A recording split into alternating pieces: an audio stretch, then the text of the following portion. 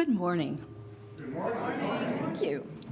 Good morning, Good morning. to our friends tuning in online.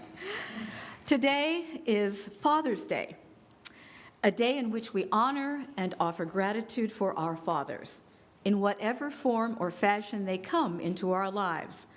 Biological fathers, stepfathers, adoptive and foster fathers, grandfathers, spiritual fathers, and all the uncles, brothers, and friends, whether they know it or not, who have helped to fill the role of father in someone's life. We are shaped by their presence and their absence, By how they choose to act and when they abstain, what they say. and when they remain silent. Let us remember today and always the impact that these people have on us as individuals and as a community. And let us also remember that this relationship is not one-sided, and that we, as a community, are called to support and empower the fathers of this world, no matter how they came into their roles, and regardless of their relative successes or failures. Let us raise up their triumphs, and let us have the grace to forgive them their all too human failures. Let us love our fathers and each other. Come, let us worship together.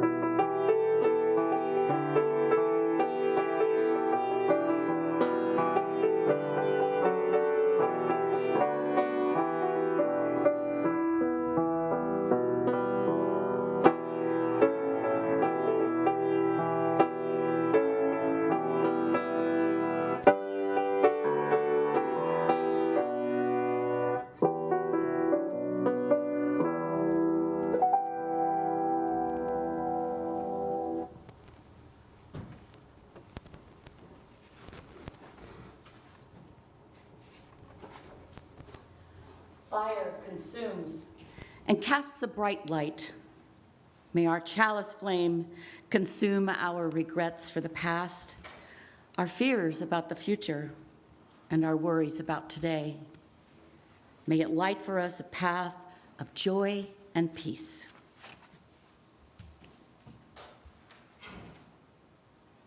Thank you, Katie. Once again, good morning. Good morning. Good morning. Good morning. Welcome to Eastrose Fellowship, Unitarian Universalist. Everyone here in the chapel and also those online. Welcome to first-time visitors. We are very glad you are here today. And welcome back a lot of you that I haven't seen in a very long time. It's good to see you too. I'm Cynthia Hopkins, and along with Katie Tenike, will lead you in worship today. Our speaker, I guess you know by now, is Reverend Patty Pomerantz, our pastor for the past 8 years. Let us take a moment right now to greet each other here, and also let's not forget to look at the camera that's by the clock on the wall there and wave hello to our friends at home.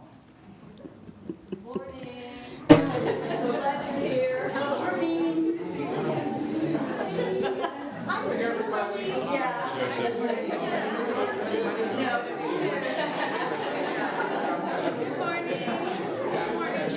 Hi.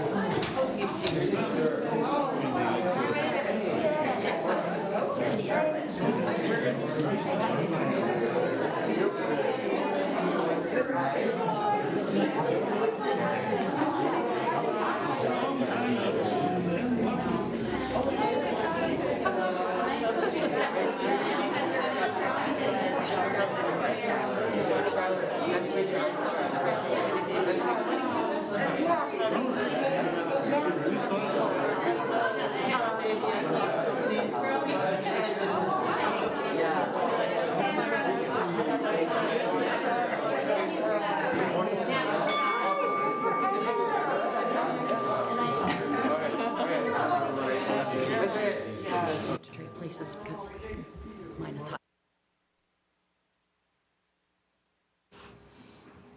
And we encourage you to all be seated, and this will, a grand opportunity to continue this will follow the service. We acknowledge these lands where our fellowship gathers and that are home now to all of our widespread communities. These lands were the traditional village sites of the Multnomah, Wasco, Wishram, Cowlitz, Cathlamet, Clackamas, and many bands of Chinook, Tualatin, Molalla, and all the other peoples whose names we are now so familiar with in our own geography and the naming of our own sites here. They were the people who originally made their lives here, their footprints in the white sands of New Mexico, of their relatives, if you would put it that way, in the sands of these white sands fossilized back to 23,000 years. So we thank the original caretakers of this land and our continent and their descendants who are among us still. In peace, may we share this land and honor one another. Today and the next few days are special in many ways. Today is Father's Day, which we acknowledged in our call to worship.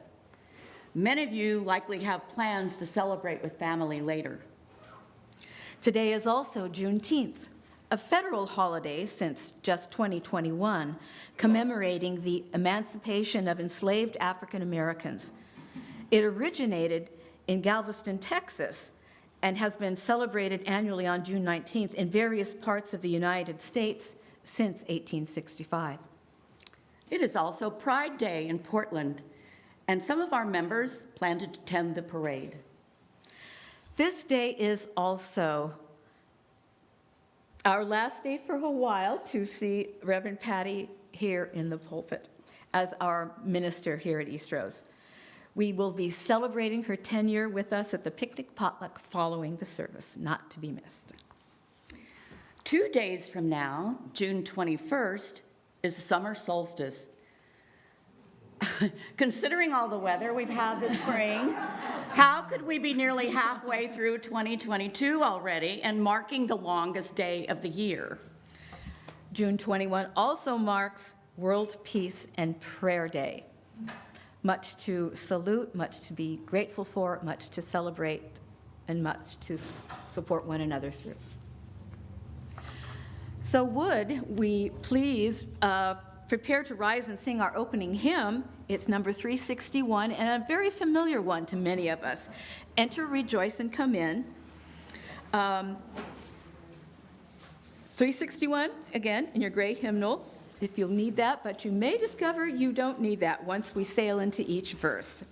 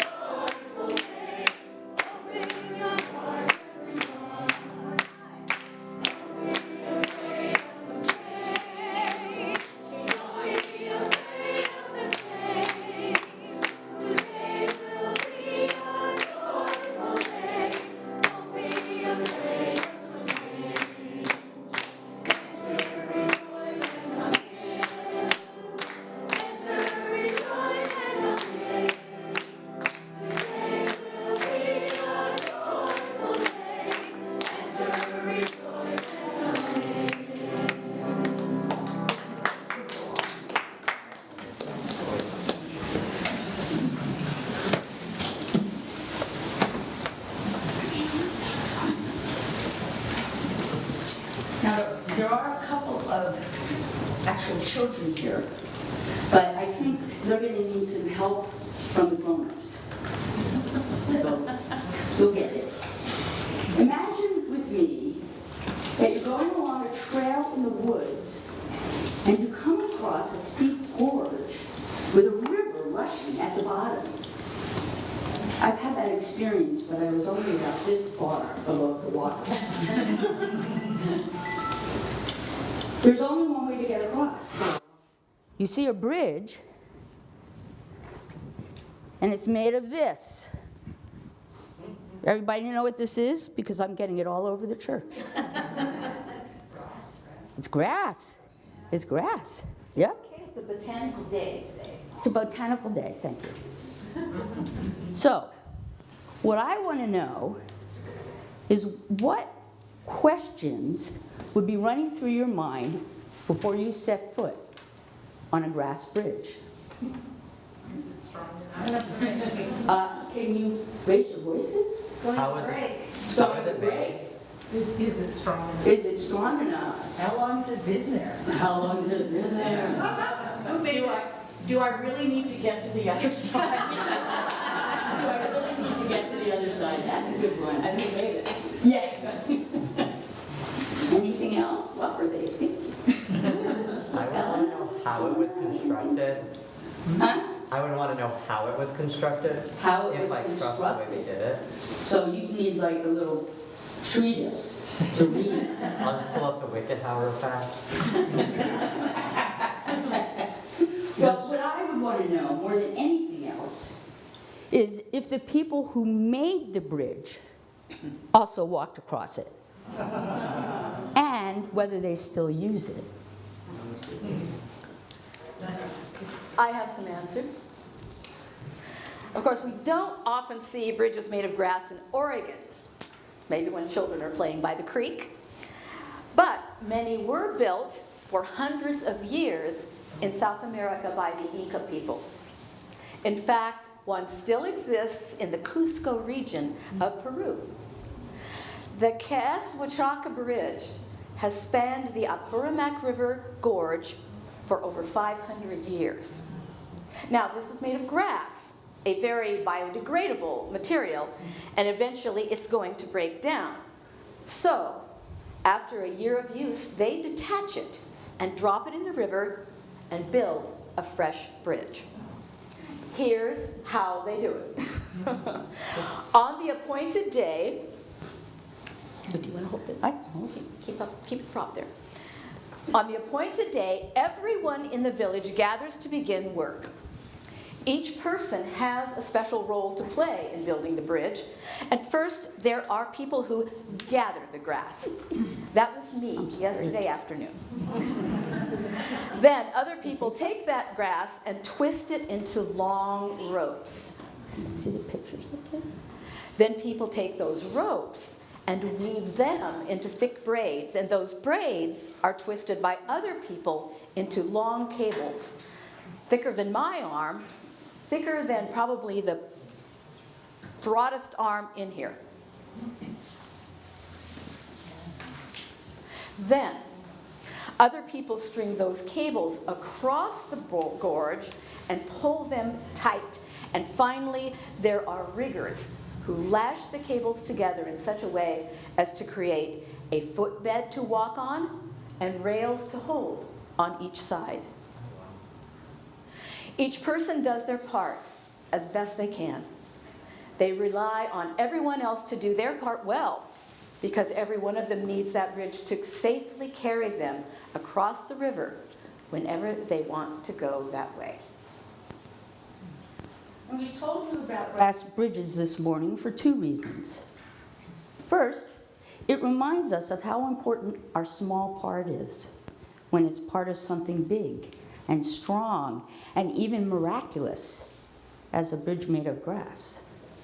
I have to say, I think it's miraculous that a bridge can be made of grass, and these bridges could span 60 feet. That's longer than the length of our sanctuary. And they could hold 5 people at a time, and llamas too. Second, we in this congregation may not be building a bridge across a raging river, But we are building a way toward our future, our shared vision. I want to walk that way. I hope many of you will want to walk that way too. I want to walk a way that feels secure, strong, sure, and safe. A way that I know has been built well, with everyone doing their part as best they can. So may we all build that way together, although I'll be on another part of the bridge, like the Inca grass bridge builders. And that's the end of the story, not the end of the mess that I made though. Oh, just forget it.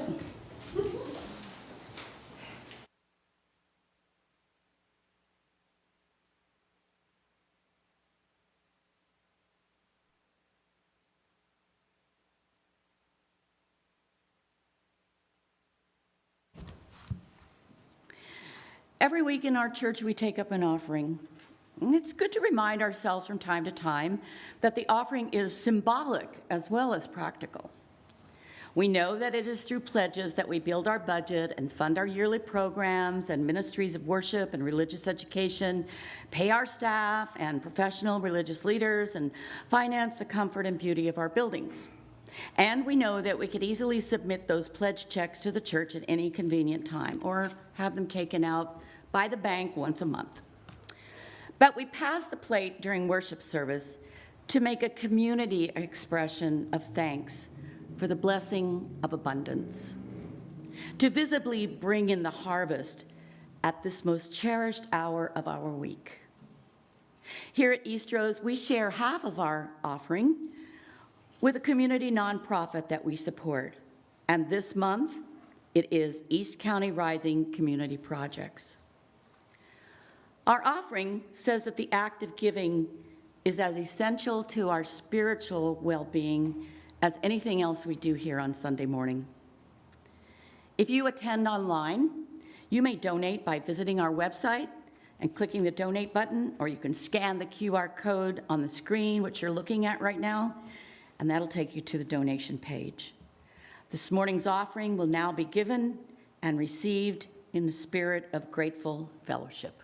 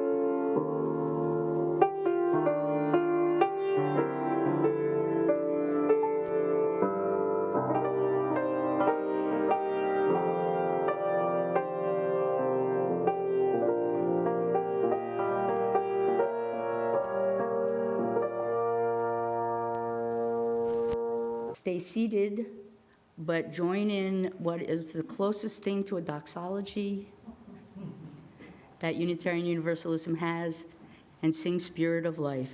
If you need the words, it's number 123 in the hymnal.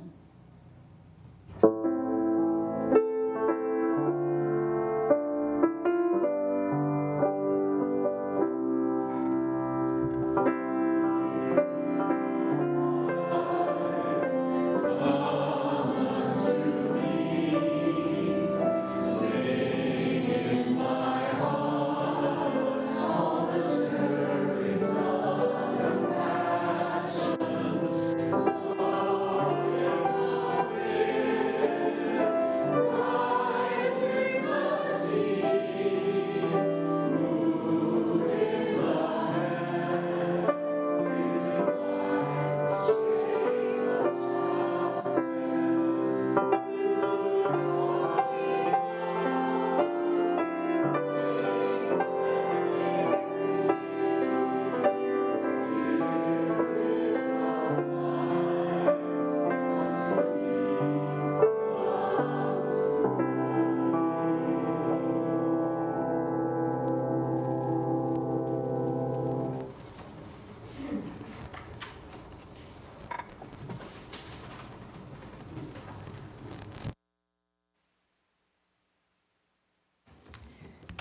Our responsive reading is number 614 in the hymnals, although we will have the words on the screen.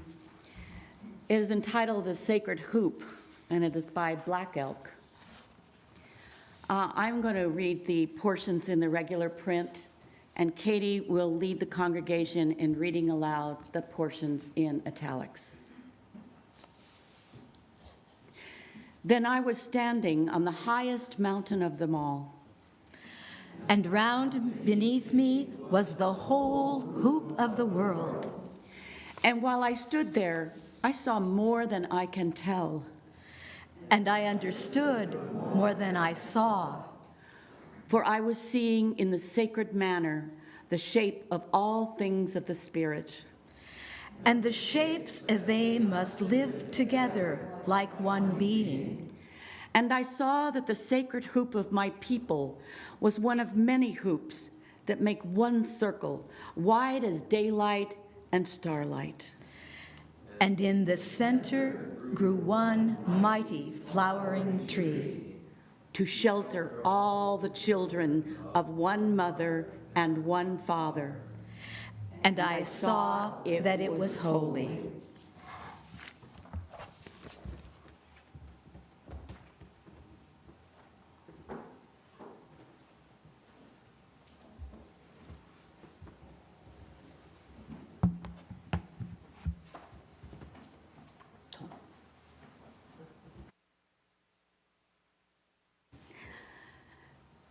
With so much going on today, it made it hard to figure out what to talk about. That's why I needed 2 worship leaders. But when you think about it, all our lives are like this, I think. How do we embrace it?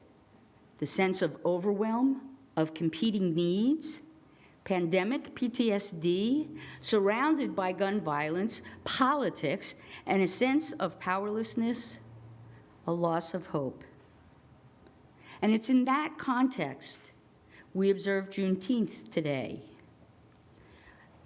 As Katie told you, Juneteenth commemorates the day in 1865 when Texas, the most remote state of the Union, heard directly from Major General Gordon Granger of the abolition of slavery in that state, the last state to honor the Emancipation Proclamation. Now, perhaps you saw the article that ran in the June 7th Oregonian titled, "At School We Prepare to Be Shot At. This is how it feels." It was almost like a litany, and the refrain was, "Do you know what you're asking of us?" And then the author lists preparing her classroom for an active shooter, a student reaction to someone in military uniform, armed, walking around the school, though he was helping school resource officers map out exit points, going over safety protocols with children on that first day of school, and then almost immediately after being told they're entering lockdown. The children, after several hours, having to go to the bathroom. And the ending of the article, "Do you know what you're asking of us?" Yes, you do. But still you do nothing. You know what you're asking of us. You know. I wonder what those soldiers from the Civil War would make of our use of guns. But it doesn't stop there. In last Sunday's New York Times Magazine, there was an article about eugenics in the United States, a practice of sterilizing mostly Black, Indigenous, and immigrants as a method to deal with population growth. For many years, this practice was funded by our federal government, starting in 1907 and continuing through the 1970s at least. The story is disheartening. I linked it to Juneteenth because it shows how our government routinely makes into law things that are antithetical to the Constitution. It was the eugenics program in the US that Hitler used as a model to construct his concentration camps. While the day has been recognized throughout the years, Just last year, President Joe Biden proclaimed it a national holiday. And yet, does it take away the injustice that people of color have endured? And how does this align with World Peace and Prayer Day, scheduled on the solstice as it has been since 1996, 2 years after the birth of a white buffalo calf, which according to Lakota teachings, quote, signaled a time of earth changes and the coming of the mending of the hoop of all nations. To ensure the lives of future generations for all our relations, we must again begin to honor, cherish, and renew our mother. In addition to a main gathering at a sacred site chosen each year, we ask others to join us at their own sacred sites, as well as in their churches, mosques, temples, synagogues, and other places of prayer. This is the prayer that they want us to share. I humbly request a time for each of the two-legged in this world to send a prayer to heal our precious earth, and the balance of water of life to be restored.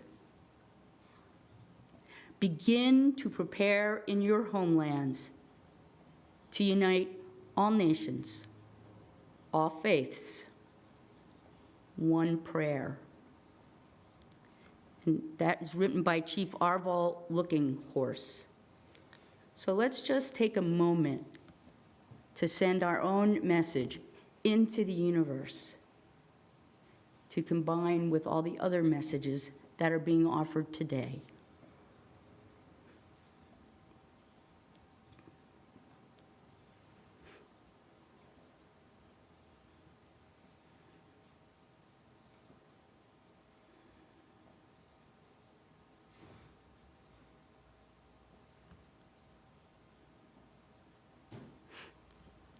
Amen. Now, what links Juneteenth and World Peace and Prayer Day? They represent two ways European settlers, most of our ancestors, have been unjust in their treatment of huge swaths of the people who taught us how to live in this country and those we enslaved to make it so. And what can we do? I would like to suggest that working against racism is a good place to start. When I showed up at Eastrose, the Social Justice Committee was not very active. They chose 12 organizations for us to share our plate collection with each month, and they did some picketing for peace. This was important work for us, but we haven't had an organized justice program since then. Thankfully, our outreach ministry is now working with the 4 organizations we share our plate with, one each quarter: Human Solutions, Snowcap, Nadaka Park, and East County Rising, our newest organization, filling in for Kinship House, who has moved out of Gresham. Whether your interest is climate justice or food insecurity, access to parkland, or safe spaces for abused women, you can do your work through one of these organizations. And I believe the outreach team has a person aligned with each of those, so you can talk to Keen about who to talk to. And East County Rising Community Projects, whose founders, Eddie Morales and Hugh Harris, identify as members here and will become members if we can ever get them to come in and sign the book. But they are now well linked up with the UUA, the Unitarian Universalist Association, and a panel presentation, and as recipients of the Sunday plate collection at the GA service next Sunday. And they are also doing a postcard campaign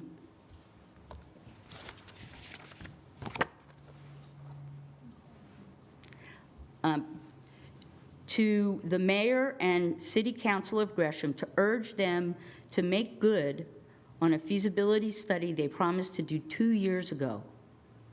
and get some resources into building parks and tree canopy. And I'll put some of these out later, so if anybody who's not going to GA would like to sign one, just do that, and we'll put them with the others. They're going to hand deliver them. Yeah. As Eastrose redefines its ministry and reconvenes from COVID, I hope you will answer some of the many calls from our local community to help. Each thing we do in the community to help pushes against the terrible truths many of us are loath to admit. And regardless of your political party or personal responses to specific issues, we all know the world is falling apart. And everything we do either works for that or against it. Like the upcoming solstice, we are at a significant point in our history. Let's make sure everything we do is for the overall good. This week is our National Association meeting, General Assembly. It's here in Portland, though much of it will be streamed. We have 2 delegates who will be able to report to you on what's going on in the association, including its governance, and including what justice issues the UUA will work on nationally. I hope they will tell you about what passes so we can decide, or you can decide, how to get involved. So Eric Shuey, I believe, and John Wygant, they're both here. They're both delegates, which means they'll go to all the business meetings. And if I know them, they'll probably take down about every other word. So that was the justice part of the sermon. Now I want to get personal and tell you what I'm taking with me from you. First of all is our relationship. For 8 years, I've had my cell phone on every night by my bed in case one of you needed me to call in the middle of the night. Didn't happen very often, but I did it anyway because I was your pastor, guiding you through joyful times as well as personal loss. I've married some of you, buried some of your family, and dedicated your children. There is no more awesome privilege than walking with you, helping you face life transitions, whether happy or sad. Thank you. Then there are the families. They haven't been around very much, although a couple of them are here today. But I think they'll return. I've always said that children are my biggest teachers. They don't mince words, and they're very observant. And they bring an energy to a community that is all their own. Some people think they're disruptive in worship, but I never have, because even their outbursts can be instructive. Maybe the fact that they haven't been here for 2.5 years is why I haven't been learning very much since COVID. There's some of you I've had the privilege of working closely with on the board and on committees. Some of you have seen me angry or frustrated or even reactive, at least recently. I'm sorry for the ways I mishandled those times, but they have been great teachers. Perhaps they have for you as well. What I do know is, for the most part, we were all reaching toward the same goals, just on different paths. Thank each and every one of you who have taken leadership in the congregation. The times that we worked together and the times that together we got it right mean everything to me. I should not have looked at you.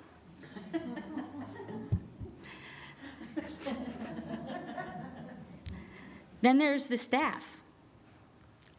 There's only one staff member who was present for the last 8 years with me, Mary Reese. Mary, we haven't always agreed, and you've left a couple times, but you've always come back. You've taught me so much about music and recently music on YouTube. And together we have put on countless services. You may be interested to know that for each holiday before the pandemic, Mary and I would take a large board, put it on the floor in my office, and have all these different color Post-it notes. And we'd arrange the order of service.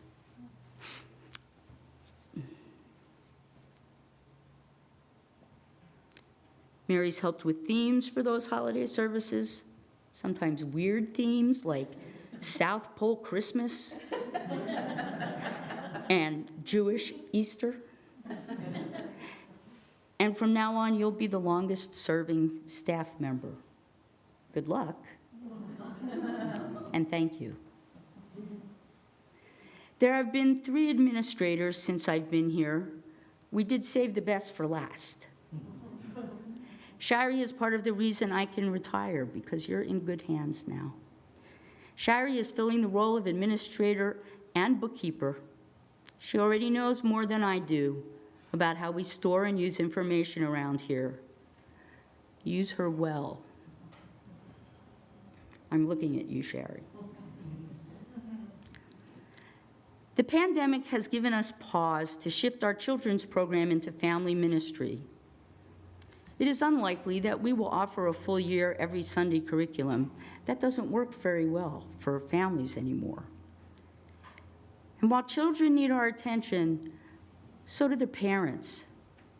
As you unroll a new format, I hope that each of you will realize that family ministry does not include the actual families with young children, but also each of you.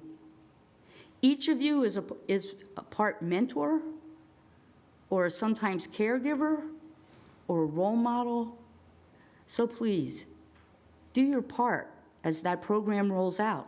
Starting today, I believe we have some starts to put into our raised beds this afternoon. And I don't think there's enough kids to do that. They may need some grown-up help. Now, in case you never noticed, my family is often mentioned in my sermons. They have been with me also this past 8 years, from my wife Tony to my mother Dulcie. You've watched my mother age. She turned 96 this past May, and you've given me the leeway I've needed to attend to her. She fell again on Friday. Good thing I'm retiring. And Tony has her own joy at my retirement. It's not easy to be the spouse of a minister, especially when you're one too, though she's a priest. Except for all these memories you have created with me, the only other thing I'll be taking with me is an office full of stuff I will have to stuff back into my house. I'm not sure where it will go since my home office is already full. So I guess you know what my first project will have to be in my retirement, at least if Tony has anything to say about it. As for me, I will be grieving for a while. Retirement offers many opportunities, but it also changes our relationship. So I will wrap myself with memories, reconnect with the rest of my life, take care of my mom, and who knows what else. You've all heard the Buddhist adage, way has to close behind you for way to open in front of you. That is true. But what no one tells you is that being in the hallway between those doors sucks. But it's the only place for me to be until the way opens. I'll see you on the other side.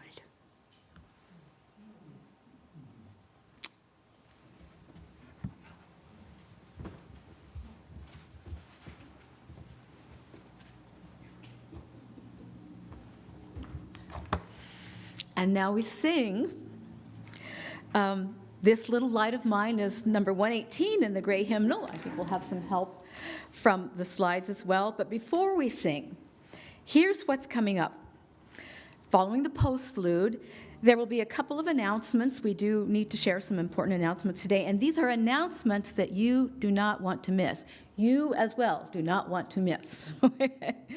So please expect to sing enthusiastically and then remain seated for the chalice extinguishing, the benediction, and for all that transpires and inspires afterward. So let's now stand as you're able and sing This Little Light of Mine.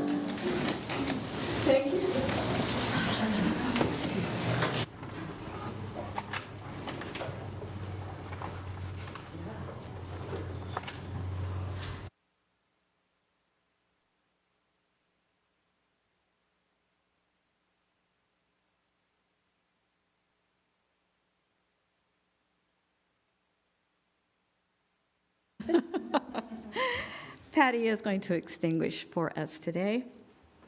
We extinguish our chalice with these words from Deborah Burrell. We have basked in the warmth and beauty of this flame and this community. As the chalice flame is extinguished, let us carry its glow within. Let us kindle new sparks within these walls and beyond. I've been asked to do my benediction in Hebrew. So, one last time.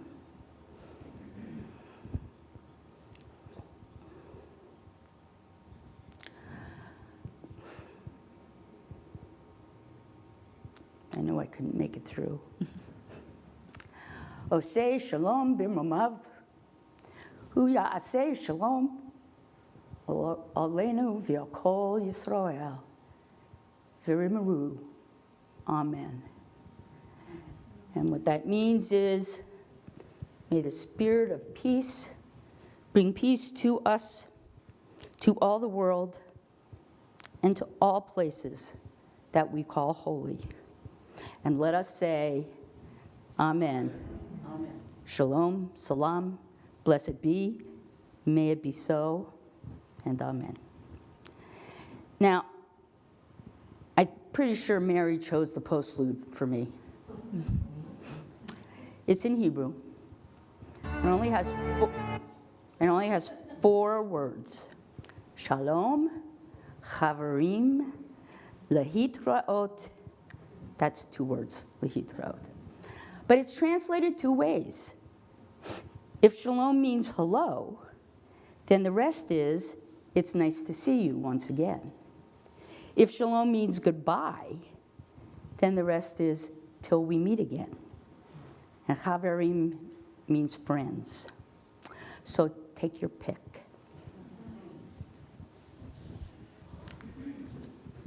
We will sing along with the lead.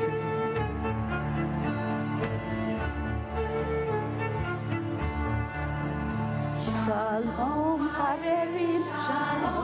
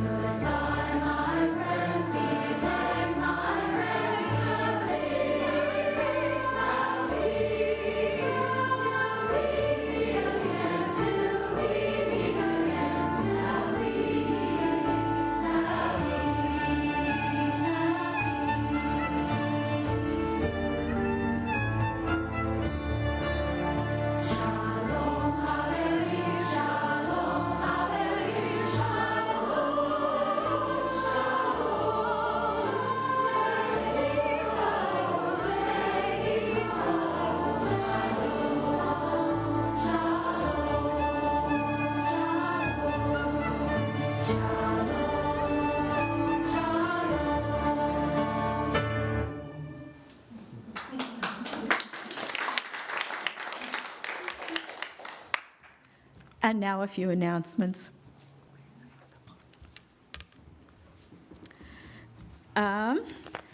Let's see, I will give you a moment to collect, and then I will then I will share this with some that Patty wants to point out as well.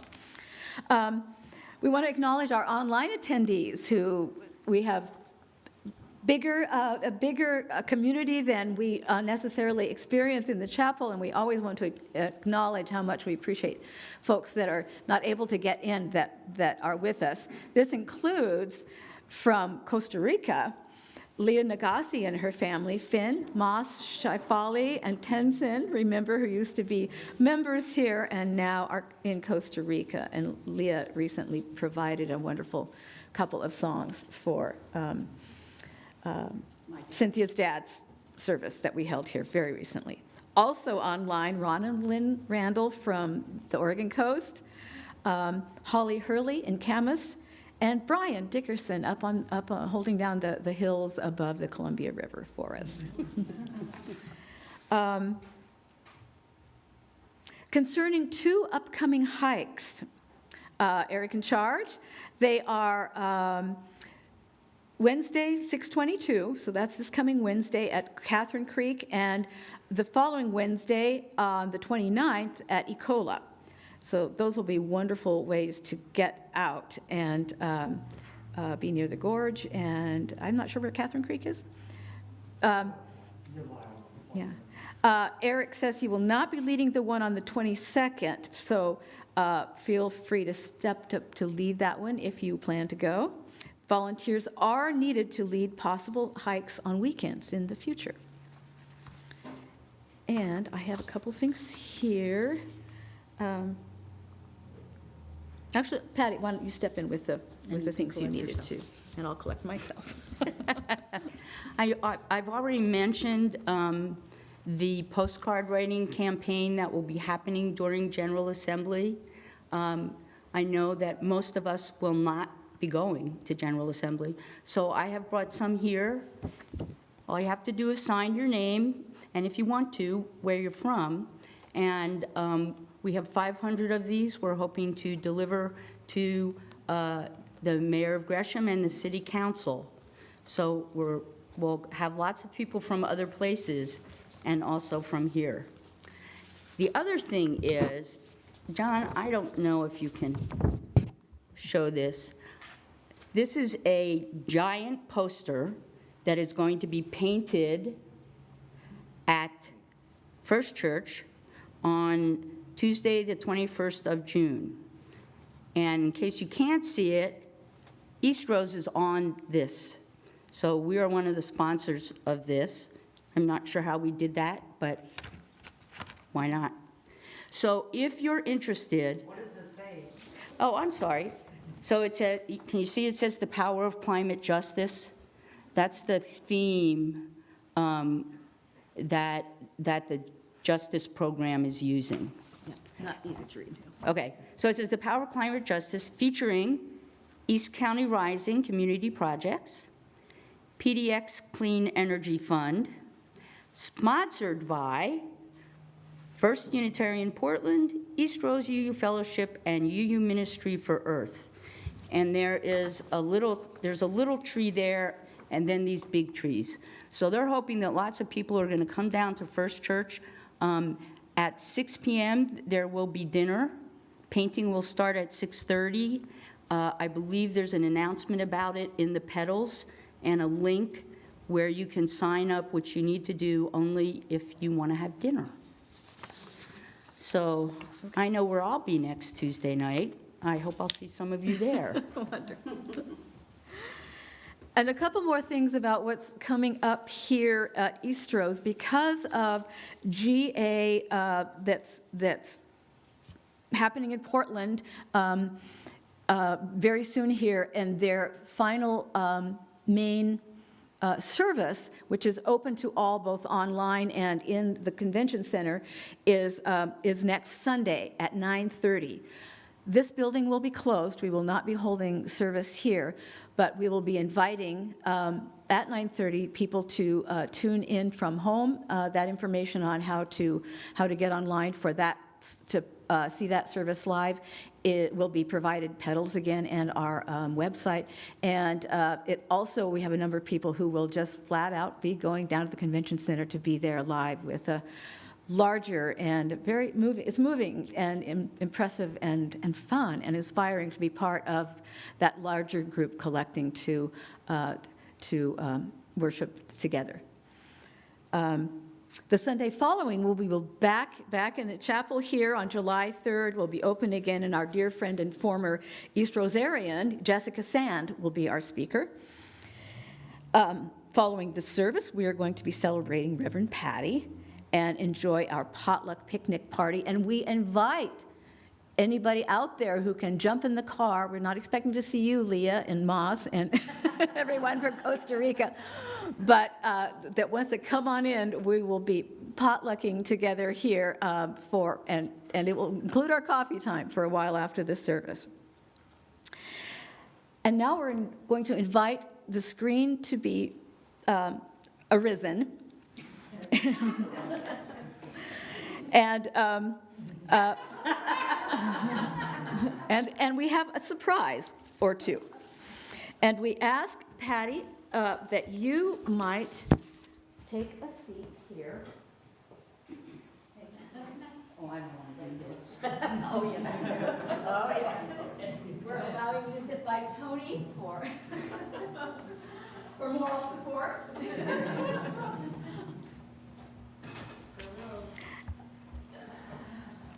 And I would like to invite the speech choir to come up.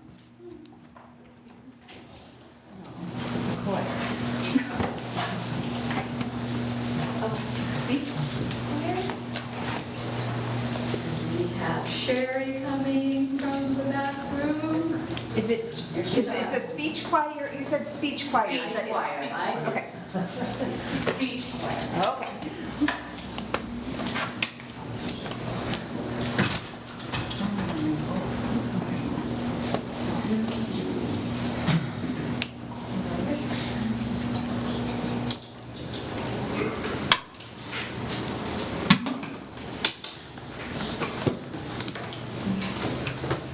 A little organization is necessary as we are manning the service from all points in the building today. To Reverend Patty Pomerantz, with love and gratitude upon the occasion of your retirement as parish minister for East Eastrose Fellowship Unitarian Universalist. Oh, the places you'll go. Congratulations, Reverend Patty. Today is your day. Retirement beckons. You're off and away. You have brains in your head. You have feet in your shoes. You can steer yourself any direction you choose. You have preached, you have taught, your large and small needs, but that the tales that need to be told have been told by your deeds. 8 years of adventure with challenges too. How did you keep track and herd all these UUs? You would host Seder dinner. You led songs old and new. You would dance in the aisles when the Spirit said, do. And when COVID stressed us and Eastrose closed down, you held forth on the airwaves, zooming up, zooming down. You reached out to all of us. We zoomed into you. Even new people found us, discovering you. Relax. Throw off that stove. Okay, gently fold up. You won't go to the dogs. Grab retirement tools. Don retirement togs. Garden clogs. Sun hats. Crayons. Hot glue. The beach. And a cozy old road beckons you. You've been teaching and preaching. It's your turn. Take a rest. Fulfill dreamed of adventures. Regain your life zest. Oh, the places you'll go.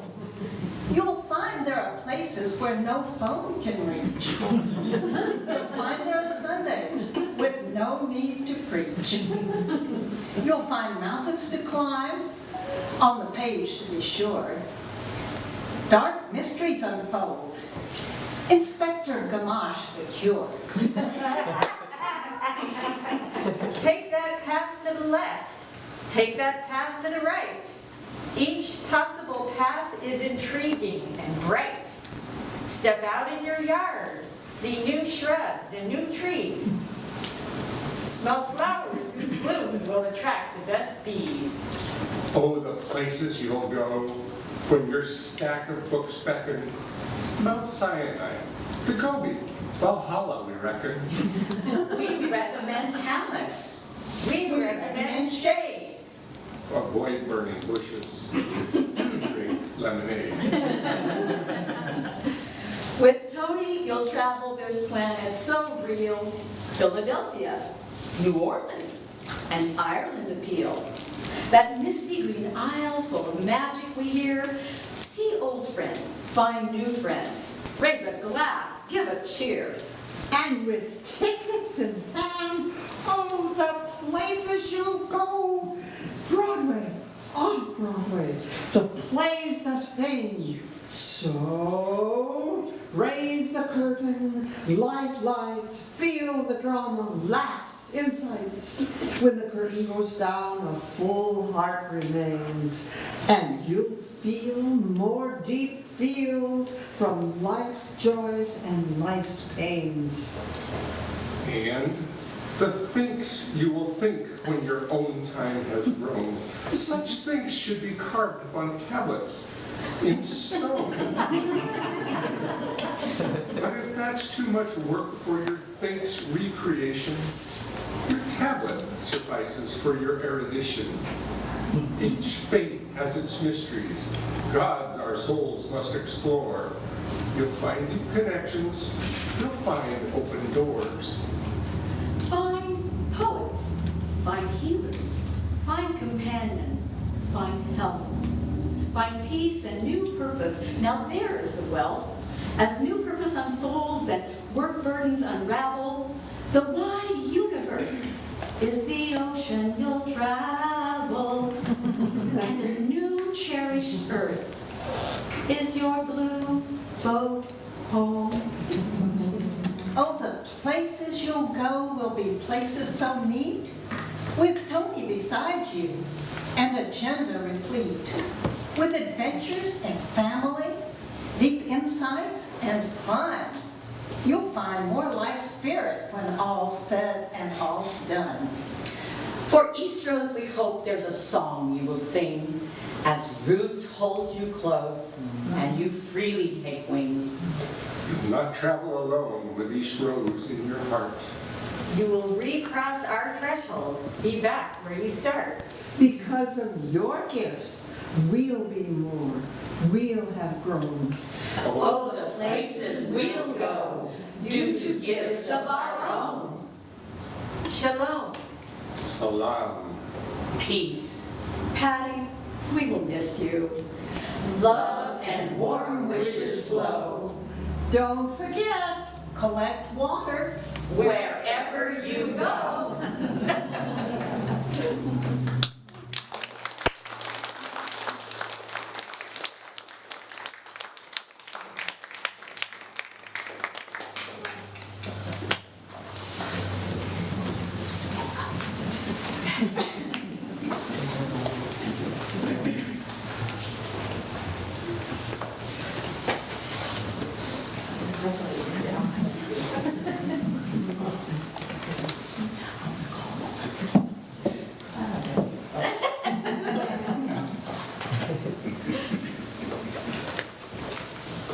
Sit down, we're not done.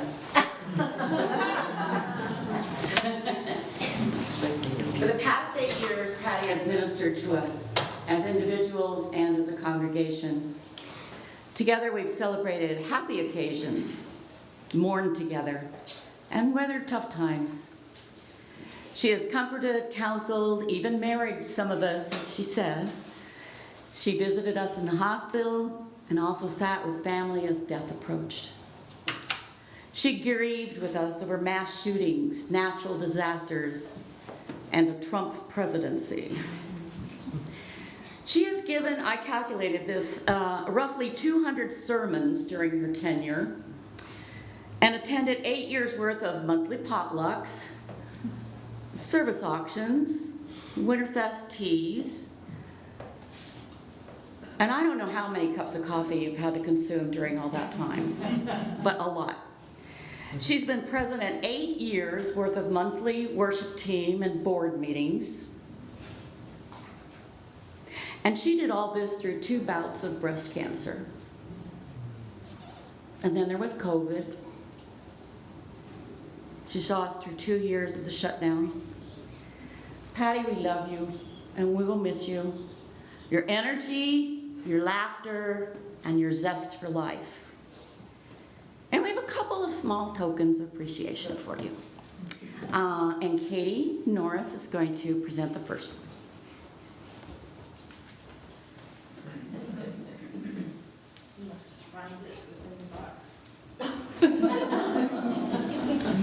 Do you want to come up here so they can see what it is? I'm sorry, but I'm going to make you do that. There's no place to put the box. Katie whispered to me, "You must find it in your box."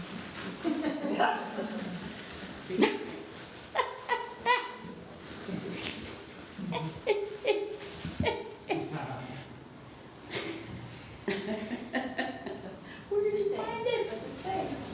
So it says, pastor, I think it says the same thing. Yeah. Nutritional facts.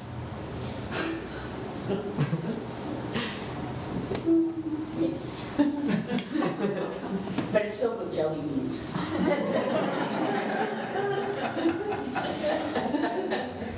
Thank you. Do I have to share? There a lot.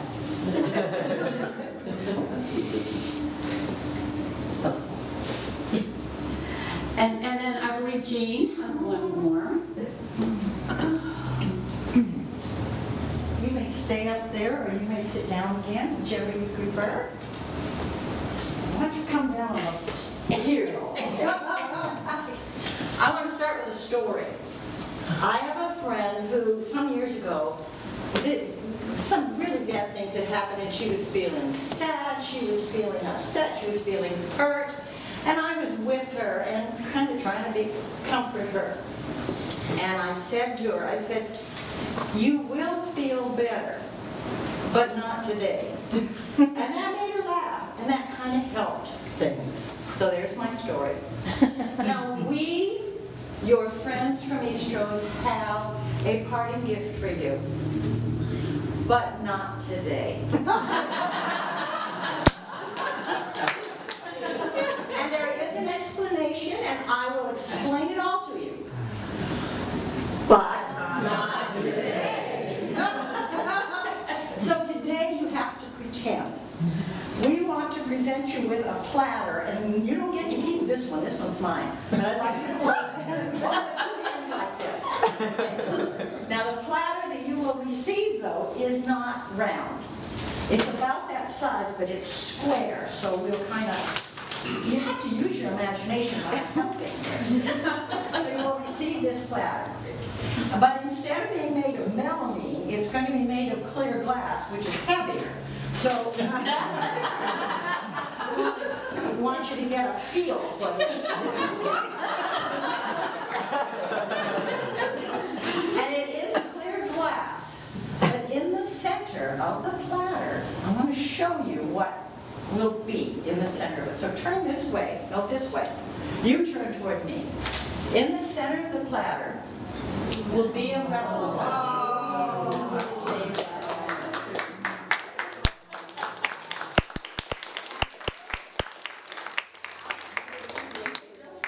And it will come to you hopefully next Saturday.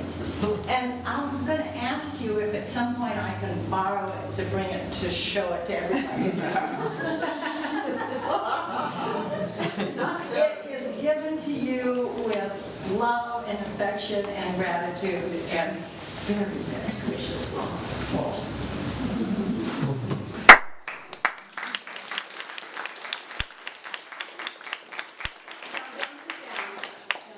You're come up here. You know, for 8 years, she's been blossoming. I know. They say good things come in little packages. So first you get to read the card, then you get to take the bow off and open it. You can read it out loud. Or not. Yeah. You'll be missed around here. Someone else will do your job. But no one can take your place. Patty, with love from Eastrose. Okay, good things, little boxes. Slide that right off. I'm sorry, it's a plain brown box, but you know.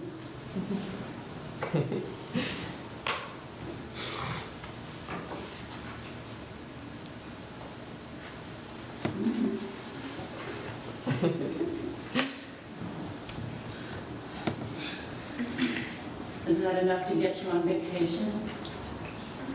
That's just for tax purposes. You've given me a check. Which makes this box very special. Don't lose that box. No. That check is signed. It goes to Tony. Oh, good. Tony, you take charge of this check. You may now, you may now. Not quite. Oh, okay. No, now I turn it over to this one. This is not sealed in a fancy envelope, but it is your copy of the customized, all the places you'll go for your memory book. Thank you. And here's the bow. Oh, no bow. So you may be seated one last time. Well, many times again, but for today, here in here. You know what, though?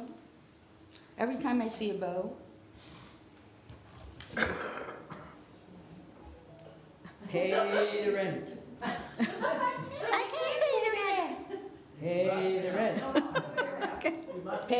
You must pay the rent. I can't pay the rent. You must pay the rent. I can't pay the rent. You must pay the rent. Oh, Pay the rent. my hero. Person spoiled again. Instant theater from Patty, you can always count on it. Maybe it's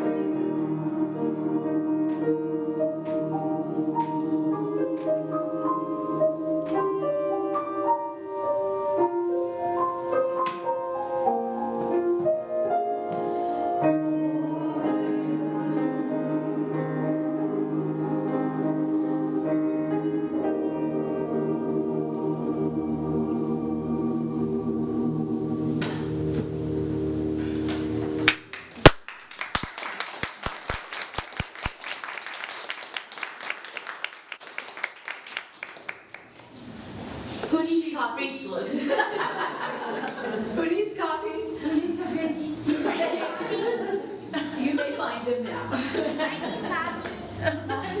Coffee for you.